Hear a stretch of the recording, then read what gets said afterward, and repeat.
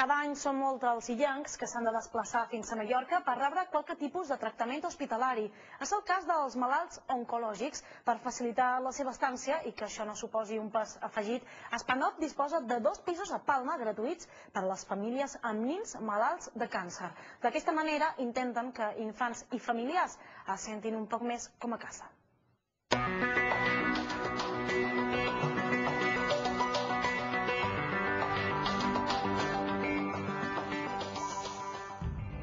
L'Associació de Pares de Nins amb Càncer de les Balears va néixer l'any 1987 i des de llavors ha ajudat a milers de famílies que s'han hagut d'enfrontar a aquesta malaltia. Des de la seva seu a Palma ofereixen ajuda psicològica als nins, però sobretot als pares que normalment encaixen pitjor la notícia. Intentant fer tot el que aquestes famílies necessiten en aquell moment. Si estan en tractament, tractar el tema que li interessa en aquell moment.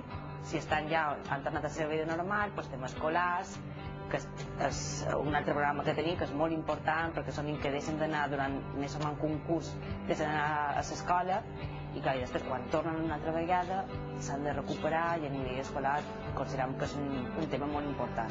Si ja és difícil afrontar la malaltia, tot es complica més per a les famílies de Menorca, Eivissa i Formentera que s'han de desplaçar fins a Mallorca perquè els infants es puguin tractar.